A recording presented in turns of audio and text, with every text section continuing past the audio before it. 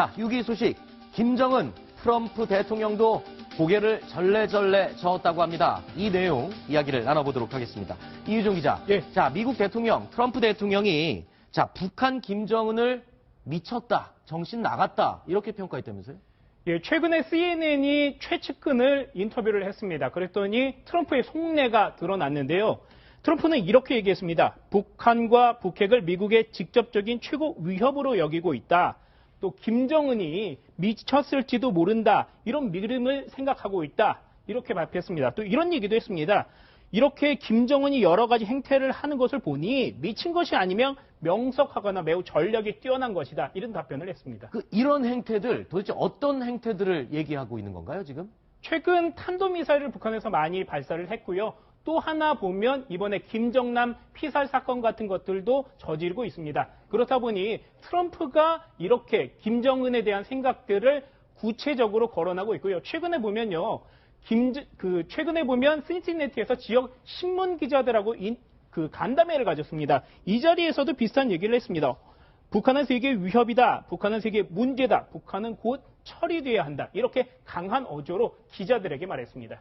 북한은 처리돼야 될 존재다. 사실 이 집권 초기에 트럼프 대통령 이 북한의 김정은과 햄버거를 좀 같이 먹으면서 얘기를 해봐야겠다 이런 얘기도 했었는데 지금 입장이 완전히 바뀐 건가요? 네, 입장이 많이 바뀌었죠. 네. 그러니까 대통령 된 이후에 CIA로부터 일반인들이 접근할 수 없는 김정은에 대한 아주 부정적인 정보를 많이 입수했을 겁니다. 네. 그러니까 감청 정보라든가 네. 휴민트를 통해서 김정은이가 얼만큼 정상적인 사람이 아닌 그런 비정상적인 행동을 하고 또 술을 먹으면서 얼마나 이렇게 거의 우리 알코올 중독과 비슷한 행동을 하는 것들을 아마 정보를 입수했을 거라고 봅니다. 돌발적인 행동이나 그러니까 감정적인 행동이죠. 그러니까 그걸 주사라 그래야 되나요? 아니면 최고 독재자이기 때문에 네. 이 사람이 하는 말은 술이 취하든 안 취하든 밑에 보아들은 이행을 해야 되는데 술이 취했을 때 한 지시하고 맨정신에 돌아왔을 때 지시하고 전혀 다른 일이 막 벌어지고 하니까 네. 이 미친놈 아닌가 이렇게 생각할 수도 있습니다. 그렇군요.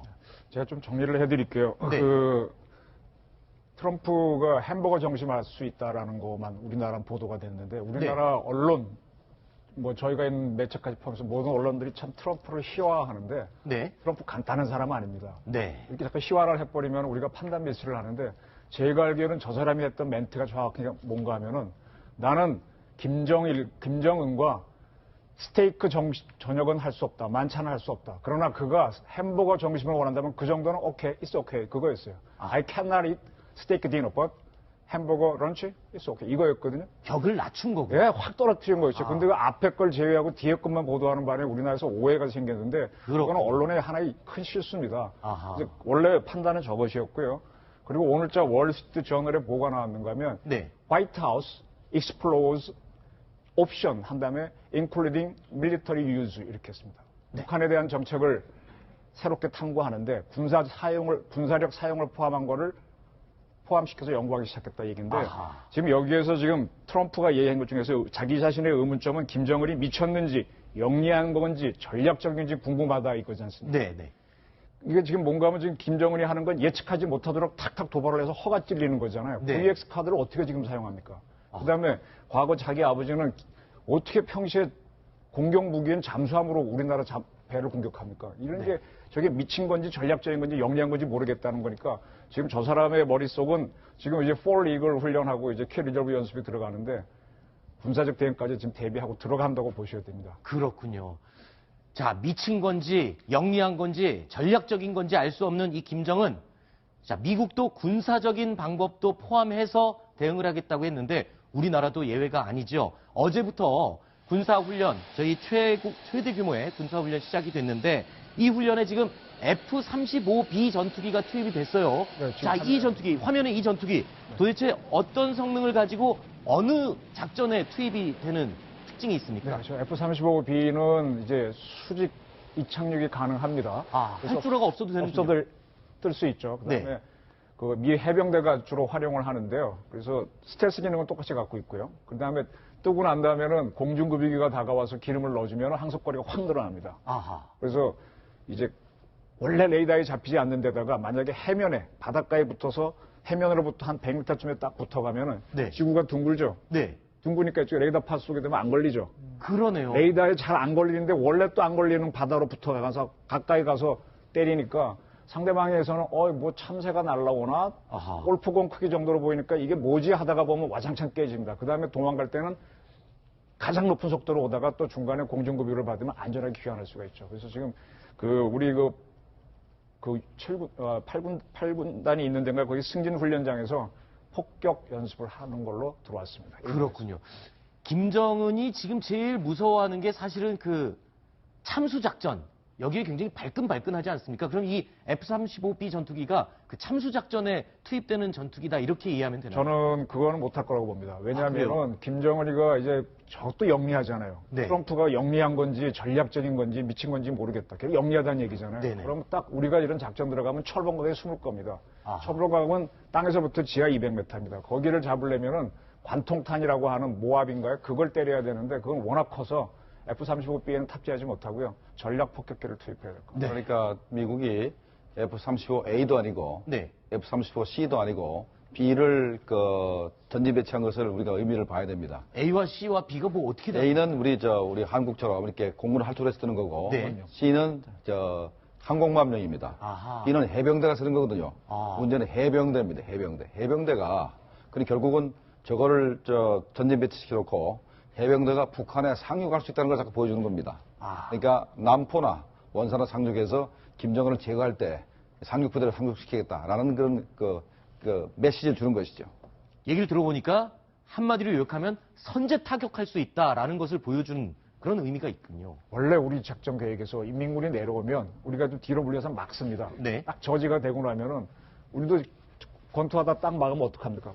후크를 치죠. 그렇죠. 옆구리 쳐서 과도 내려오게 하는데 스트레이트 막에서 KO 시키죠. 네. 이 후크를 치는 게 뭐예요? 그게 해병대입니다. 그게 아하. 평양으로 갈지 어디로 갈지 모르는데 그때 네. 들어가는 부대가 미 해병대하고 우리 한국군 해병대 1사단인데 그때 먼저 폭격을 들어가는 비행기 부대가 바로 F-35B가 될 겁니다. 알겠습니다. 자, 우리 한미 독수리 훈련, 군사 훈련을 하게 되면 북한이 가만히 있을 리가 없죠. 입장을 내놨습니다. 아주 섬뜩한 말들을 쏟아놨는데요. 미제와 남조선 괴뢰들이 우리 면전에서 핵전쟁 연습을 강행한 이상 이미 선포한 대로 초강경 대응 조치로 맞서 나갈 것이다. 이렇게 얘기하면서요. 또 이런 얘기를 했습니다. 핵 무력을 중추로 하는 자위적 국방력과 선제 공격 능력을 계속 강화해 나갈 것이라는 우리의 입장은 결코 빈말이 아니다.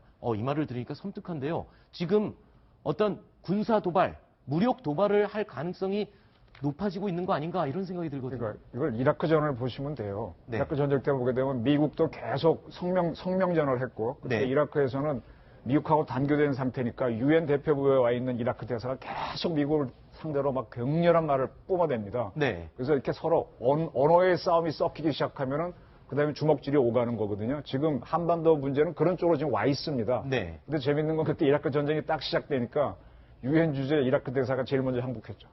아, 그래서 지금 북한에서 저렇게 많이 떠드는 친구들 네. 총참모부 대변인인가요? 네. 저 친구도 막상 벌어지면 어떻게 될지 유엔에서 많이 떠드는 북한의 유명한 대사 차석 대사 이번에 말레이시아 간 친구도 그렇고 네. 그 친구들도 가장 잘 아니까 가장 먼저 항복할 수도 있죠. 그렇군요. 북한이 저렇게 아주 도전적이고 호전적인 언사를 하고 있는데 네. 저 말 앞에 하나 전적으로 붙었습니다. 뭐죠? 만약에 자기들 땅에 조그마한 불꽃이라도 튀면은 네. 이라는 전적으로 붙었기 때문에 아하. 한미군 연합훈련에 어떤 공격의 목표가 자기네 되면은 이렇게 한다는 것이지 자기네가 먼저 도발하겠다는 자신은 없는 겁니다. 어떻게 보면은 말은 험악하지만 상당히 수세적이라 봐야 되겠습니다. 그렇군요. 자, 오늘 또 쏟아진 뉴스 가운데 북한 관련 소식 이 얘기를 안 할 수가 없습니다. 자, 김정남 암살 사건의 용의자로 말레이시아 경찰에 체포된 리정철. 아니 그런데요. 말레이시아 경찰이 애써 잡은 이 리정철을 석방을 해줬어요.